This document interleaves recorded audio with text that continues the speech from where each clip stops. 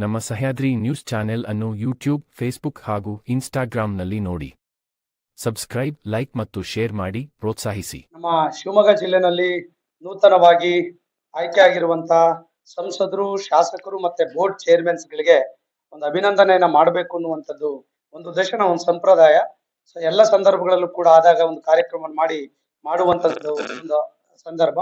ಹಾಗಾಗಿ ಆ ಕಾರ್ಯಕ್ರಮವನ್ನು ಮಾಡ್ತಾ ಇದೀವಿ. ಅದರಲ್ಲಿ ಪ್ರಮುಖವಾಗಿ ಭೋಜೇಗೌಡರು, ಧನಂಜಯ ಸರ್ಜಿ ಅವರು, ಬಲ್ಕೀಶ್ ಭವನ್ ಅವರು, ಮಂಜುನಾಥ್ ಗೌಡರು, ಸುಂದರೇಶ್ ಮತ್ತೆ ರವಿಕುಮಾರ್ ಪಲ್ಲವಿ ಅವರು, ಹಾಗೇನೆ MP ಅವರಾದಂತ ರಾಘವೇಂದ್ರ ಅವರು, ಇಷ್ಟು ಜನಗಳಿಗೆ ಇತ್ತೀಚೆಗೆ ನಡೆದಂತ ಚುನಾವಣೆಗಳಲ್ಲಿ ಮತ್ತೆ ನಾಮಿನೇಷನ್ ಅಲ್ಲಿ ಆಗಿರುವಂತ ಜನಪ್ರತಿನಿಧಿಗಳಿಗೆ ಒಂದು ಅಭಿನಂದನೆಯನ್ನು ಕೂಡ ಇಟ್ಕೊಂಡಿದ್ದೇವೆ. ಅವರಿಗೆ ಸನ್ಮಾನವನ್ನು ಕೂಡ ನಾವು ಆ ಕಾರ್ಯಕ್ರಮದಲ್ಲಿ ಮಾಡ್ತೇವೆ. ಎರಡನೇದು, ನಮ್ಮ ನವೀಕೃತ ಒಂದು ಭವನ. ಸೊ ಅದು ಹಳೆ ಫ್ರಂಟ್ ಎಲ್ಲ ಎಲಿವೇಶನ್ ಎಲ್ಲ ತುಂಬಾ ಡಿಸ್ಟರ್ಬ್ ಆಗಿತ್ತು. ಅದು ಹೊಸದಾಗಿ ಸುಮಾರು ಒಂದು 20 ಲಕ್ಷ ವೆಚ್ಚದಲ್ಲಿ ಒಂದೆಲ್ಲ ರಿನಿವೇಟ್ ಮಾಡಿ ಒಂದು ಇಂಟೀರಿಯರ್ಸ್ ಎಲ್ಲ ಕೂಡ ಒಂದಿಷ್ಟು ವರ್ಕ್ ಮಾಡಿದ್ವಿ. ಅದನ್ನು ಕೂಡ ಒಂದು ಉದ್ಘಾಟನೆ ಮಾಡ್ಬೇಕು ಅಂತ ಹೇಳಿ ಅದನ್ನು ಕೂಡ ಕಾರ್ಯಕ್ರಮದ ಜೊತೆ ಜೋಡಿಸ್ಕೊಂಡಿರೋದು. ಇದೆಲ್ಲದಕ್ಕೂ ಮುಖ್ಯವಾಗಿ ಕಾರ್ಯಕ್ರಮ ನಾವು ಮಾಡೋದಿಕ್ಕೆ ಪ್ರತಿಭಾ ಪುರಸ್ಕಾರ ಅನ್ನುವಂತ ಕಾರ್ಯಕ್ರಮವನ್ನ ನಾವು ಮಾಡ್ತಾ ಇದ್ದೇವೆ. ಸೊ ಇದು ಪ್ರತಿ ವರ್ಷ ನಾವು ರಾಜ್ಯ ಸರ್ಕಾರಿ ನೌಕರ ಸಂಘದಿಂದ ಮಾಡುವಂತ ಕಾರ್ಯಕ್ರಮ.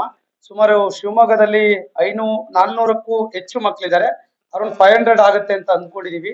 90ಕ್ಕಿಂತ ಹೆಚ್ಚು ಅಂಕಗಳನ್ನು ತೆಗೆದವರಿಗೆ ರಾಜ್ಯ ಸಂಘದಿಂದ ನಾವು ಅಧ್ಯಕ್ಷರಾದ್ಮೇಲೆ ಕಳೆದ 4 ವರ್ಷಗಳಿಂದ ಆನ್ಲೈನ್ ಅಲ್ಲಿ ಅಪ್ಲಿಕೇಶನ್ ಕಾಲ್ ಮಾಡಿ ಸೆಲೆಕ್ಟ್ ಮಾಡಿ ಗುರುತಿಸ್ತೇವೆ. ಇಷ್ಟೊಂದು ಈ ವರ್ಷ 10,000 ಜನ ಮಕ್ಕಳು ರಾಜ್ಯ ಸಂಘದಿಂದ ನಾವು ಕೊಡ್ತಾ ಇದೀವಿ. ಈಗಾಗಲೇ ಬೆಂಗಳೂರು ರೂರಲ್, ರಾಯಚೂರು ಅಂಡ್ ರಾಮನಗರ 3 ಜಿಲ್ಲೆ ಮುಗಿಸ್ಕೊಂಡು 4ನೇ ಜಿಲ್ಲೆ ಮಾಡ್ತಾ ಇದೀವಿ. 22ಕ್ಕೆ ಬಾಗಲಕೋಟೆ ಇದೆ.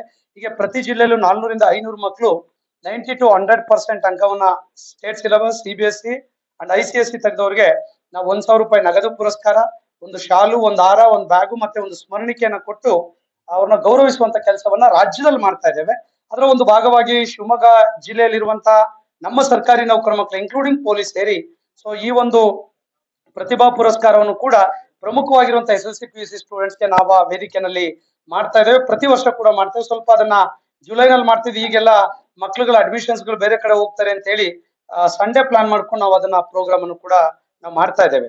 ಸೊ ಆ ಒಂದು ಪ್ರತಿಭಾ ಪುರಸ್ಕಾರದಲ್ಲಿ ಪ್ರೋಟೋಕಾಲ್ ಪ್ರಕಾರ ನಮ್ಮ ಶಿವಮೊಗ್ಗ ಜಿಲ್ಲೆಯ ಶಿಕ್ಷಣ ಸಚಿವರಾಗಿರುವಂತಹ ಮಧು ಬಂಗಾರಪ್ಪನವರು ಉದ್ಘಾಟನೆ ಮಾಡ್ತಾರೆ. ನೋಡಿದಂತೆ MLAs, MLCs ಯಾರ್ಯಾರು ಇದ್ದಾರೆ ಅವರೆಲ್ಲ ಇರ್ತಾರೆ. ಮತ್ತೆ DC, SPC ಅವರು ಸ್ಟೂಡೆಂಟ್ಸ್ಗೆ ಒಂದಿಷ್ಟು ಪ್ರೇರಣಾ ನುಡಿಗಳನ್ನು ಕೂಡ ಹೇಳ್ಬೇಕು ಅಂದಾಗ ಅವ್ರು ಕೂಡ ಟೈಮ್ ತಗೊಂಡಿದ್ದಾರೆ. ಸೊ ಅವ್ರು ಕೂಡ ಬರ್ತಾರೆ, ವಿದ್ಯಾರ್ಥಿಗಳನ್ನ ಉದ್ದೇಶಿಸಿ ಮಾತನಾಡ್ತಾರೆ. ಸೊ ಮೊನ್ನೆ ನಾನು ಬೆಂಗಳೂರಿನಲ್ಲಿ ಕೂಡ ಉಪಮುಖ್ಯಮಂತ್ರಿಗಳು DK ಶಿವಕುಮಾರ್ ಅವ್ರನ್ನ ಕರೆಸಿ ಬೆಂಗಳೂರಿನಲ್ಲಿ ಒಂದು ದೊಡ್ಡ ಕಾರ್ಯಕ್ರಮವನ್ನು ಮಾಡಿ ಉದ್ಘಾಟನೆಯನ್ನು ಕೂಡ ಈ ಕಾರ್ಯಕ್ರಮವನ್ನ ಮೊನ್ನೆ ಸಂಜೆ ಸಾಂಕೇತಿಕವಾಗಿ ಟೌನ್ ಹಾಲ್ ನಲ್ಲಿ ನಾವು ಮಾಡಿದ್ವಿ.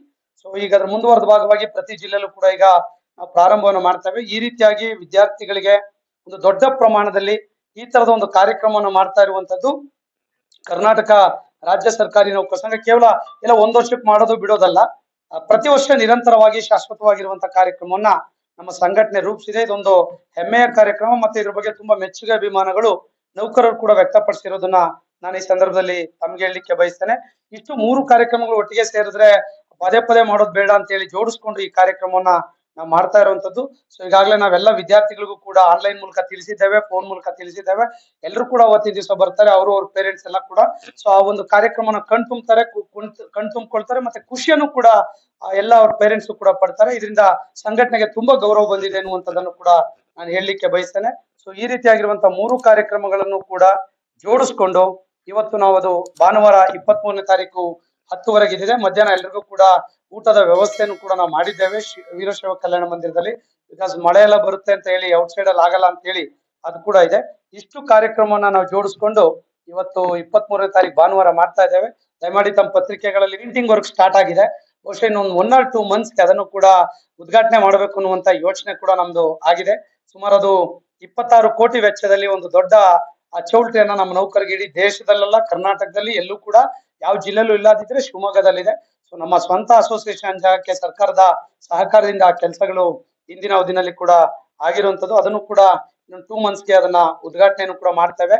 ಅದ್ರ ಜೊತೆ ರಾಜ್ಯ ಸರ್ಕಾರಿ ನೌಕರ ಒಂದು ರಾಜ್ಯ ಮಟ್ಟದ ಒಂದು ಕ್ರೀಡಾಕೂಟವನ್ನ ಶಿವಮೊಗ್ಗದಲ್ಲಿ, ಬಹುಶಃ ಮಳೆ ನೋಡ್ಕೊಂಡು ನಾವು ಕೂಡ ಅಧಿಕಾರಿಗಳ ಲೆವೆಲ್ ಚರ್ಚೆ ಆಗಿದೆ. ರಾಜ್ಯ ಮಟ್ಟದ ಸರ್ಕಾರಿ ನೌಕರ ಕ್ರೀಡಾಕೂಟ ಶಿವಮೊಗ್ಗದಲ್ಲಿ ಕೂಡ ಈ ತಿಂಗಳ ಎಂಡ್ ಆರ್ ಜುಲೈ 1st ಅಲ್ಲಿ ಮಾಡ್ಬೇಕು ಅಂತ ಹೇಳಿ ಯೋಚನೆ ಮಾಡ್ತೇವೆ. ಮುಖ್ಯಮಂತ್ರಿಗಳು ಕೂಡ ಕಾರ್ಯಕ್ರಮಕ್ಕೆ ಬಂದು ಉದ್ಘಾಟನೆ ಮಾಡೋದಿದ್ದಾರೆ. 11,000 ಜನ 3 days, ಸುಮಾರು 102 ಈವೆಂಟ್ಸ್ ಗಳಿರುತ್ತೆ. ಸೊ ತುಂಬಾ ದೊಡ್ಡದಾಗಿ ಆ ಈವೆಂಟ್ಸ್ ಕೂಡ ಆಗುತ್ತೆ.